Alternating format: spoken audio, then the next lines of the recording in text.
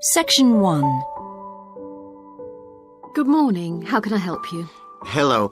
I'm interested in renting a house somewhere in the town. Right. Could I have your name, please? Yes, it's Stephen Godfrey. And tell me how many bedrooms you're looking for. Well, we'd need 4 because I'm going to share the house with 3 friends. Okay. There are several of that size on our books. They mostly belong to families who are working abroad at the moment. What about the location? It'd be nice to be central. That might be difficult, as most houses of that size are in the suburbs. Still, there are a few. What's your upper limit for the rent? We'd like something around £500 a month, but we could go up to £600 if we have to. But we can't go beyond that. Do you know how long you want to rent the house for? The minimum let is 6 months, as you probably realise. We're at college here for 2 years, and we don't want to have to move during that time if we can avoid it. Right. And how soon do you want to move in? All our lets start on the 1st of the month. Well, as soon as possible, really. So that means September 1st. OK. Let me have a look at what we've got. We have photographs of all the houses on our book, so you can get an idea of what they're like. There's this one in Oakington Avenue at £550 a month, combined living room and dining room with a separate kitchen. It doesn't have a garage, though you can park in the road. We'd prefer to have one if possible. Right. Then have a look at this house in Mead Street. It's got a very large living room and kitchen, bathroom, cloakroom. How much is it?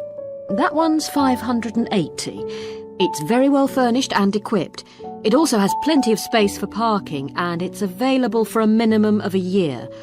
Oh, and there's a big garden. I don't think we could cope with that, to be honest. We'll be too busy to look after it. OK. Then there's this older house in Hamilton Road. Living room, kitchen, diner, and it has a study. £550 a month. That looks rather nice. But whereabouts in Hamilton Road? Towards the western end. Oh, that'll be very noisy. I know the area. Yes, it's pretty lively, but some people like it, though. Well, what about this house in Devon Close? That looks lovely. There's a big demand for houses in that area, so prices tend to be quite high. But this one hasn't been decorated for a few years, which has kept the rent down a bit. It's got a living room, dining room and small kitchen, and it's £595 a month. I think it would suit you from what you've said. It sounds fine. Why is that part of town so popular? Well, there's a big scheme to improve the district, and it'll soon have the best facilities for miles around. What sort of thing? There's a big sports centre under construction, which will be very impressive when it's finished. In fact, the swimming pool's already opened, ahead of schedule, and it's attracting a lot of people. What about cinemas? Are there any in the area? The only one closed down last year, and it's now in the process of being converted into a film museum. The local people are trying to get a new cinema added to the scheme. I think I heard something about a plan to replace the existing concert hall with a larger one. Ah, that's due to start next year. Well, it sounds an interesting area to live in. Could I go and see the house, please? Yes, of course. Section 2. Hello, and welcome to Focus on the Arts. I'm your host, Dave Green, and this is your very own local radio programme. Every Friday evening, we put the spotlight on different arts and culture facilities and look at the shows and events that are on offer in the coming week. And today, the focus is on the National Arts Centre. Now, if you don't already know it yourself, I'm sure you've all heard of it. It's famous throughout the world as one of the major venues for classical music. But did you know that it's actually much more than just a place to hear concerts? The centre itself is a huge complex that caters for a great range of arts.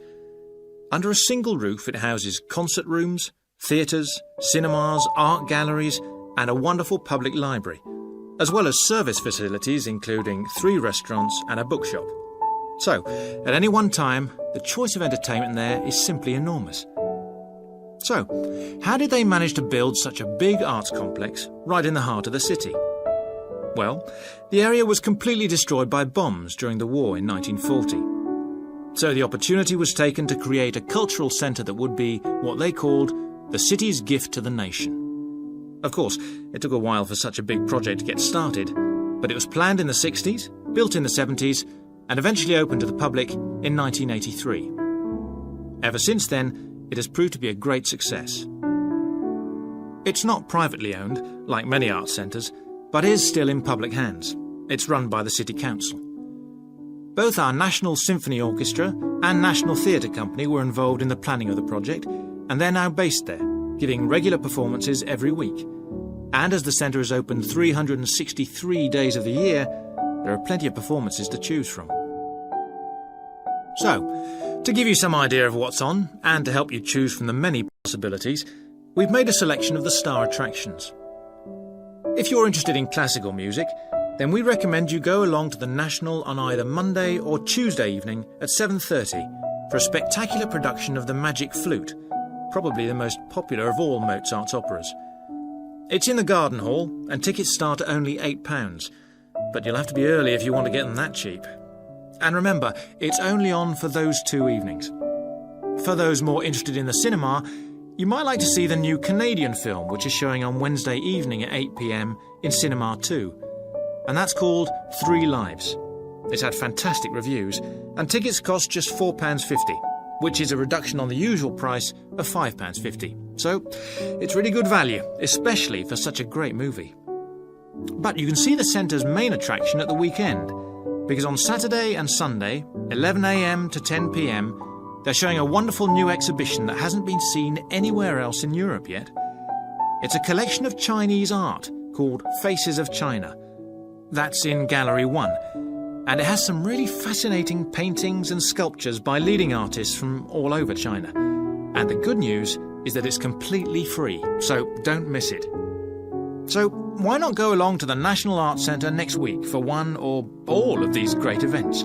And you can always pick up a programme and check out all the other performances and exhibitions on offer, or coming soon, on almost every day of the year.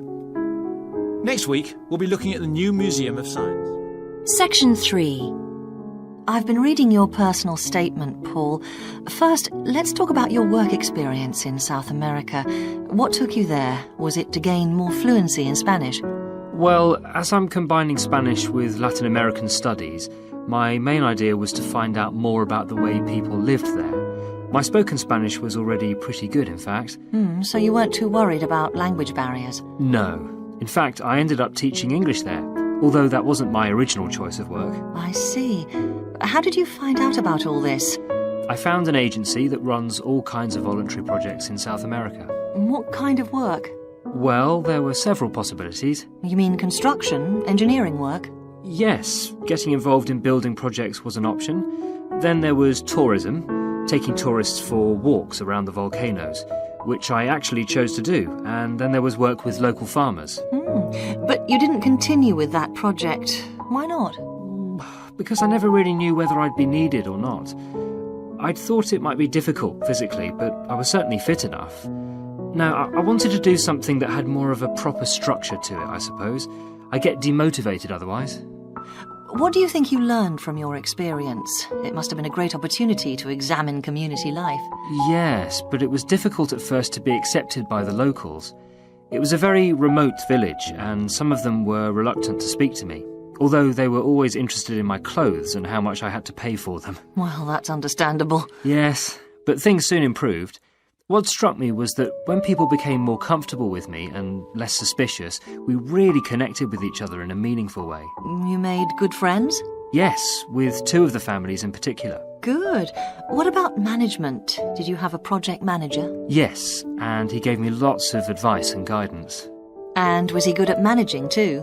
That wasn't his strong point. I think he was often more interested in the academic side of things than filing reports. He was a bit of a dreamer. And did you have a contract? I had to stay for a minimum of 3 months.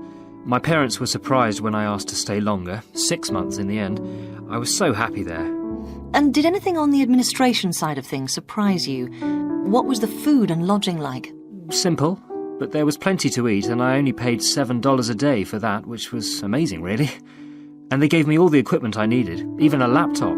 You didn't expect that then? No. Well, I'll look forward to hearing more. But now let's look at these modules. You'll need to start thinking about which ones you'll definitely want to study. The first one here is Gender Studies in Latin America.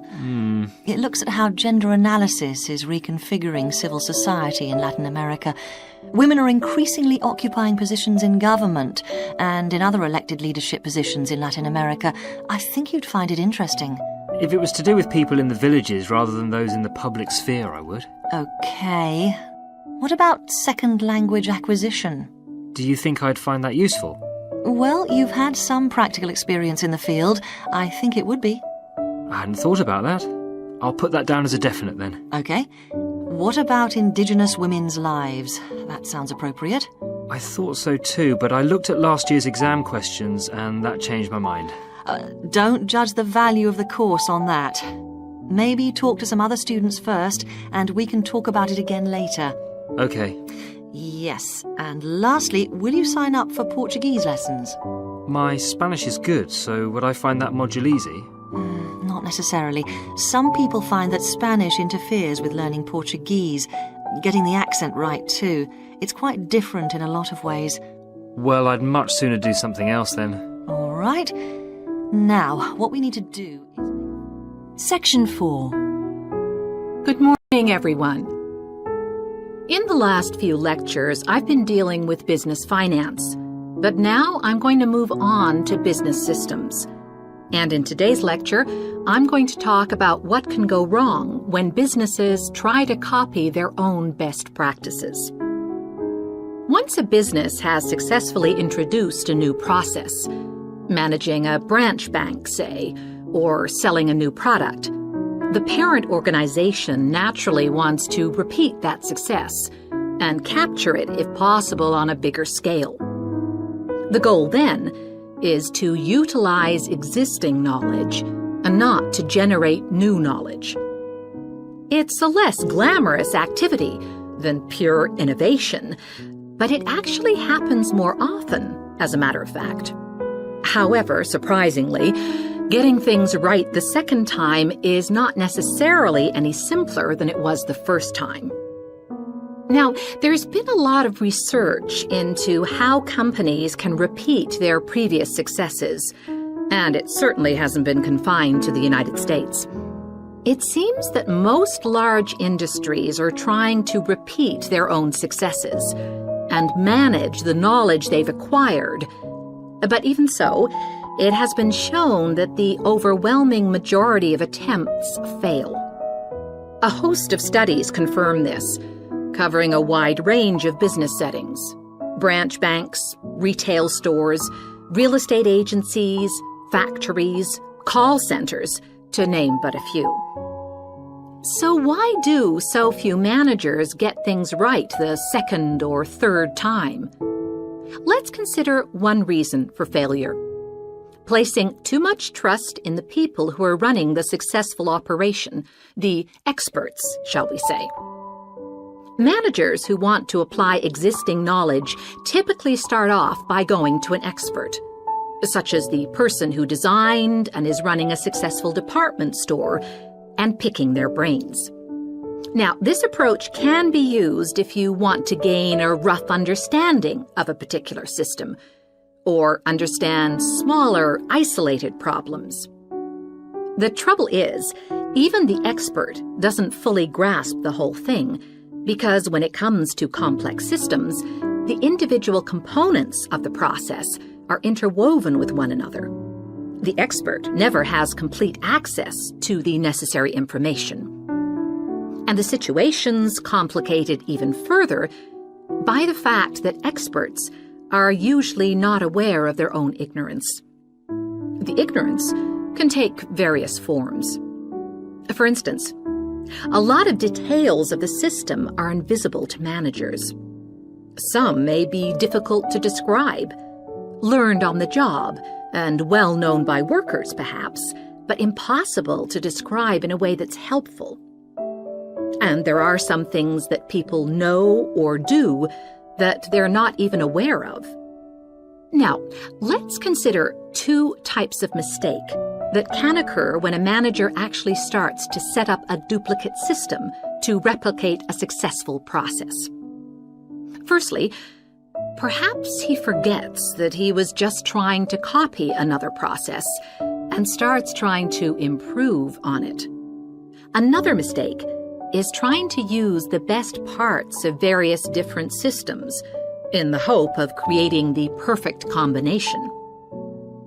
Unfortunately, attempts like these usually turn out to be misguided and lead to problems.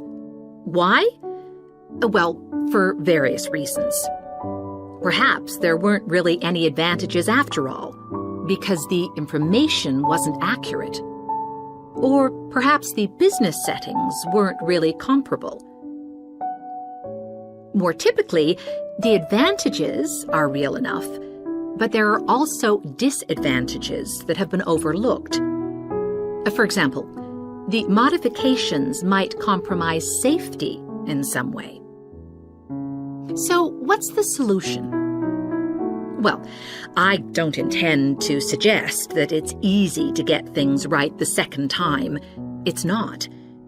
But the underlying problem has more to do with attitudes than the actual difficulty of the task. And there are ways of getting it right. These involve adjusting attitudes, first of all. Being more realistic and cautious, really. Secondly, they involve exerting strict controls on the organizational and operational systems. And this, in turn, means copying the original as closely as possible. Not merely duplicating the physical characteristics of the factory, but also duplicating the skills that the original employees had. Reliance on a template like this offers the huge advantage of built-in consistency.